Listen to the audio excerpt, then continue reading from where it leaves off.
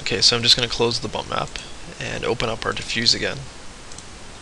Okay, and I'm just going to start with the diffuse map and just make the spec map from scratch. You could use the bump map if you wanted to, but I'm just going to go back to this and just restart. Okay, so let's just go down to our paint base layer, and we're going to do this a similar way to our bump map.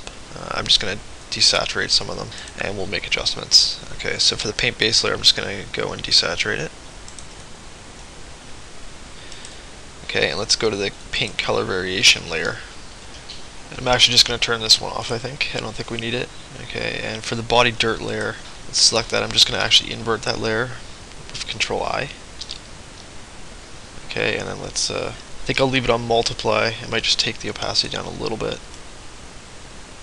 I still want it to be there subtly, but let's go down to maybe like 20%. Okay. And for our wing logos here, I'm just going to kind of do what I did with the bump map. I'm just going to darken them up a little bit. Okay, so let's desaturate it first. Okay, and then we'll just open up the brightness contrast. Alright, I'm just going to take the brightness down. I want to have a little bit more specular highlight on the stickers because they'd be kind of glossy more than the paint, so I'm going to leave it a little brighter than the paint. Alright, let's do maybe -70 or so. That should be fine for now. Okay, and we'll just do the same with wing logo 2. Alright, desaturate, brightness contrast, and we'll just take it down until it's about the same. Okay, and same with the Canada writing here. Let's just take that down a bit. Alright, desaturate. Just going to use the hue saturation brightness here. Take it down a bit. Maybe -35 or so. Should be fine. Okay, and then for the Canada Post one here, I'm just going to actually desaturate that. Alright, desaturate. And I'm just going to adjust the brightness on it. I'm just going to darken it up a little bit. I think the white would have more of a highlight than the dark blue color, so we'll just take it down a bit, maybe -60 or so. And okay, and then we'll do the same thing with the collection times. Desaturate. And I might just take that down a little bit in brightness as well.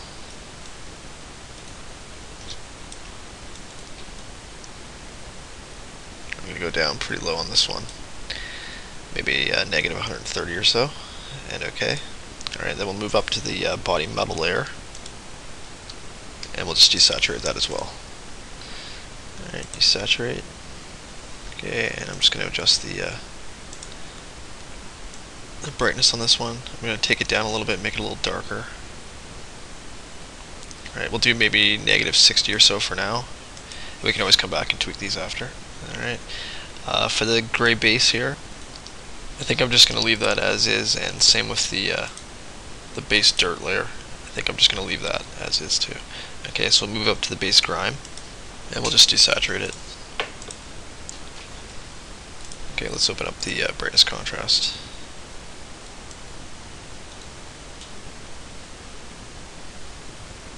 I'm just going to take it up a little bit in brightness. I still want it to be fairly dark because if there was, grime and dirt on there, there's not going to be as much of a specular highlight as there would be up here where it's a little cleaner and the plastic's more shiny. Okay, so we'll just go up to maybe like 20 or so. And okay. Alright, and then we'll move up to the base splatter large. Alright, I might just leave that as is. I don't think we really need to tweak it. Okay, and for the small splatter here, we can probably leave that as well. Alright, I might actually just turn off the large splatter. I don't think I really need it on there. Okay, so we'll turn that one off, leave the small splatter as is, and we'll just move up here to the base grime layer. We can probably turn this one off as well. Okay, so we'll just go up to the color variation layer. Alright, and let's desaturate this. Image adjustments, desaturate. Okay, and I'm going to invert it with Control I. Okay, and let's just change the brightness a little bit. I want to keep the paint fairly dark because it would be really dirty and it wouldn't have a lot of highlight on it, so we don't want to go too bright. Alright, just going to tweak this a little bit. Alright, we do want to have some variation in the highlight though on the surface, so let's take this up to maybe 45 on the brightness, and we'll just leave the contrast pretty much at 0, okay, for that layer. And okay. Alright, the scratches, we want them to be white obviously, so we'll get a nice highlight on them. So I'm just going to turn off the stroke, I think. Alright, we could probably leave the stroke even turned on for that. It's a really small detail, it's not really going to matter. Okay, so for the dark scuffs up here, I think we'll actually leave these. We don't want any kind of highlight on that, because if it got kicked or, you know, whatever by a boot, it's going to have like rubber or a scuff mark, and it's not really going to have a highlight, so I think I'll just leave it like it is, and we'll move up to the light scuffs. Okay, and we do have some color in these ones, so I'm just going to desaturate it. Okay, and we'll just leave it a lighter color on those guys.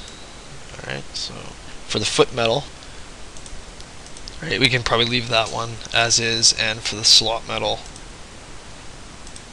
alright, I might leave that a little brighter than the rest, just so it has more of a, you know, a metal chromish kind of highlight on it.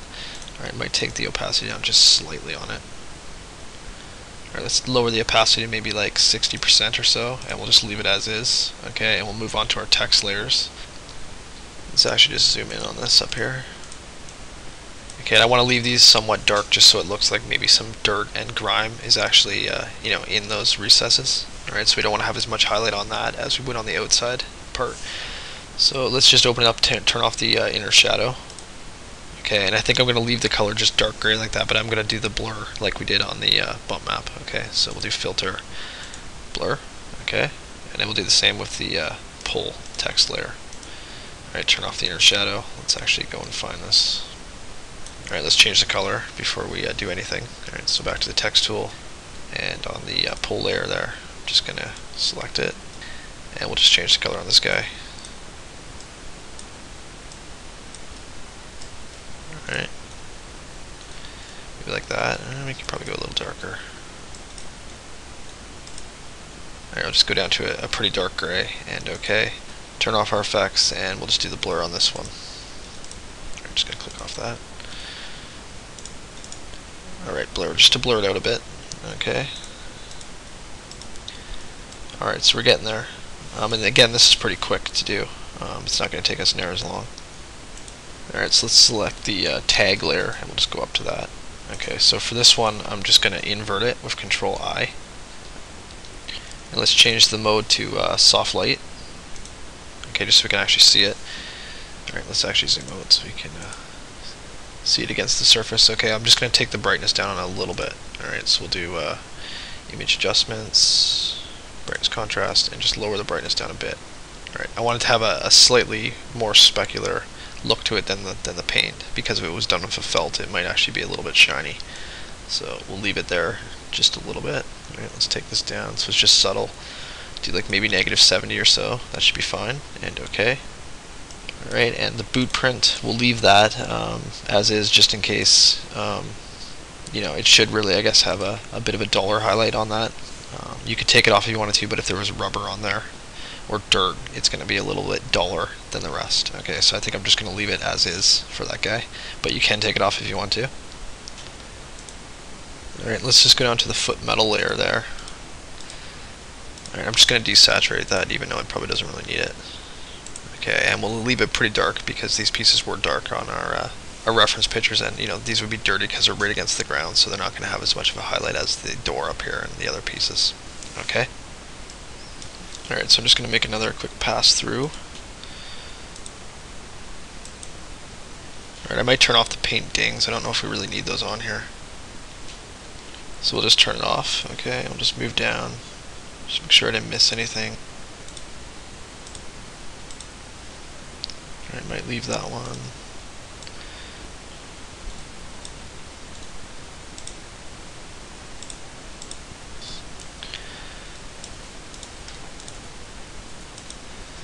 Okay, so I might turn on this base grime layer again that we turned off earlier and just desaturate this one. Alright, let's do an image adjustment on that, brightness contrast. I'm just going to brighten it up a little bit, maybe like 60 or so, and okay. Alright, so I think that's really all we need to do for our spec map. You can take more time and, you know, adjust it, and when you actually light your scene and do your render, you know, you might notice that you have to come back in here and brighten parts up or darken them down. But I think for the tutorial I'm just going to leave it like this, and we'll move on and actually put our shader together in Max. Okay, so I'm just going to do a save of this. Alright, we don't want to accidentally save over our diffuse maps. Let's actually call this spec. Okay, and we'll just do a PSD again, save, and okay. And I think I'm going to save out a JPEG version of each of our maps as well. Okay, you can use a different image format if you want to, but I think I'm just going to do JPEG. Okay, so we'll do a spec JPEG. Alright, I'm going to do them on 12 quality. You can take the quality down a little bit if you want to. Sometimes I save my bump and spec maps on about 10, and I'll do the diffuse at like 12, but I think I'll just leave this at 12 for now. Okay, so that's fine. Let's close that, and let's open up the diffuse map. Okay, and we'll just save a JPEG of this. Alright, save. 12 quality, and okay. Alright, and let's just do the bump map too.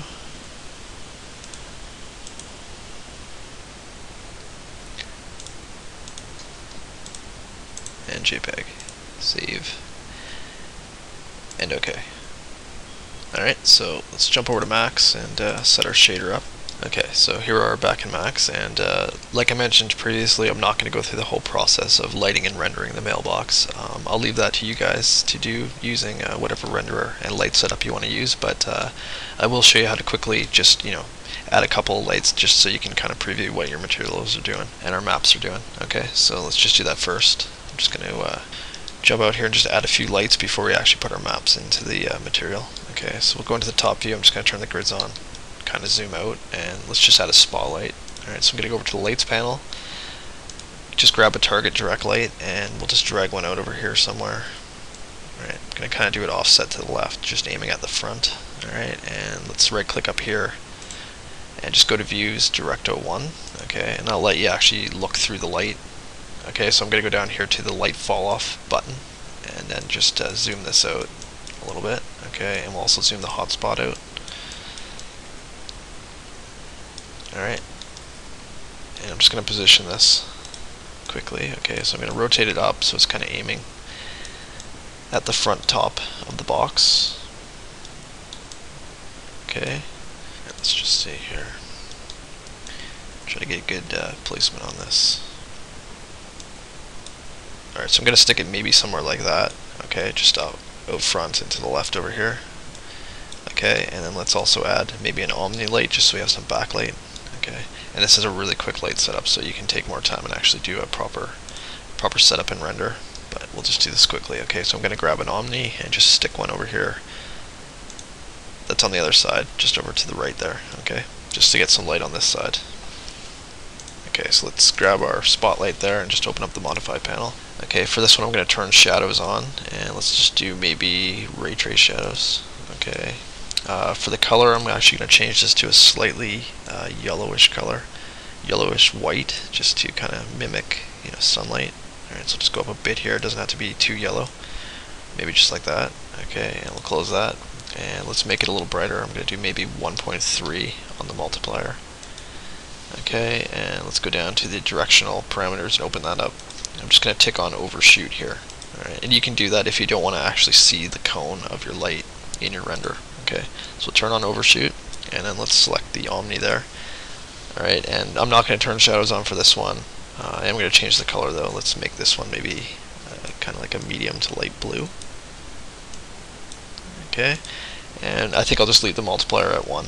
Okay, so yeah, you can always do renders, or you can right click on the perspective window there, or any viewport, and just go to views, and you can always turn on active shade here. Okay, and it'll give you kind of like a render just in your viewport. Okay, you can't blow it up, but it'll just render it. Alright, so if we make changes to our lights or anything, it's going to update it in real time. Okay, so if you grab your light and you move it, you can see it'll quickly render it again. Alright, so yeah, I'm just going to do it like this because it's a lot quicker than going through the rendering process, but let's just actually get our material in here. Okay, so we'll open up the material editor, and we'll just use the standard material again. I always use V-Ray materials when I render, so I haven't used the standard material in a long time, so I think I'll just kind of keep this really simple.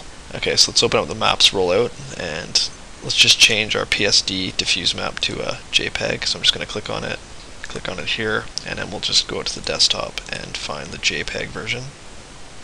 Okay, there it is, and open. Alright, and let's go back up a level. We'll go down to the specular level box, open that up, we'll choose bitmap, find our specular map. Okay, JPEG, open it. Alright, and let's also add the bump map to the bump channel. Okay, bump and open. Okay, so you can always blow this up to your by dragging the corner.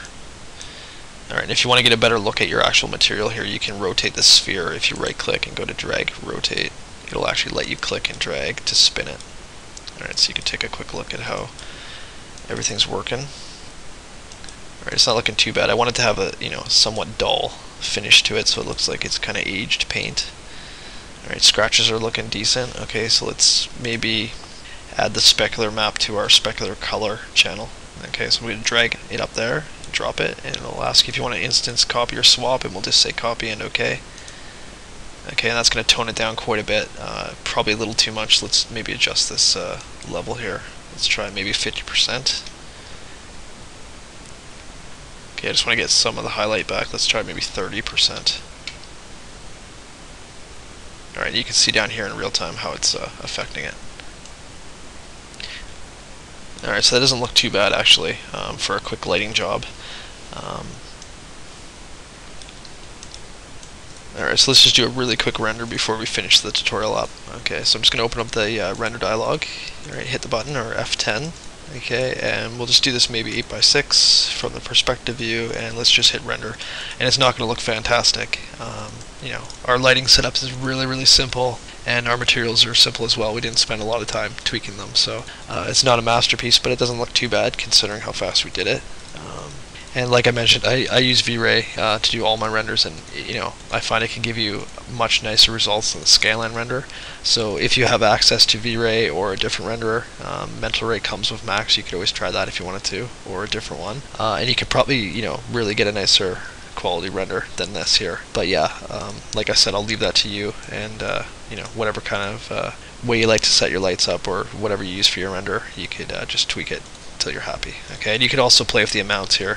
We did this really quick, so play around, see if you can improve the quality of the material. You could also go back into Photoshop and actually tweak the maps themselves, the spec map maybe, if you want to bring some highlights out in different places, or adjust the bump map. But yeah, again, I'll leave that to you, and I think I'll just end the tutorial here, just because it's getting really long. Okay, so apologies, I know I sped through this part pretty quick, but maybe in a future tutorial I'll get a chance to actually go through the rendering process more in depth. But for now, I think I'll leave it like this, and overall I'm pretty happy with it. I think it came out pretty good. A little overdone, not super realistic, but that's okay. So yeah, I hope you got a good model, and I hope you enjoyed watching the tutorial and maybe learned something from it. So I guess that'll do it for this one, and hopefully I'll see you in the next one. Thanks for watching.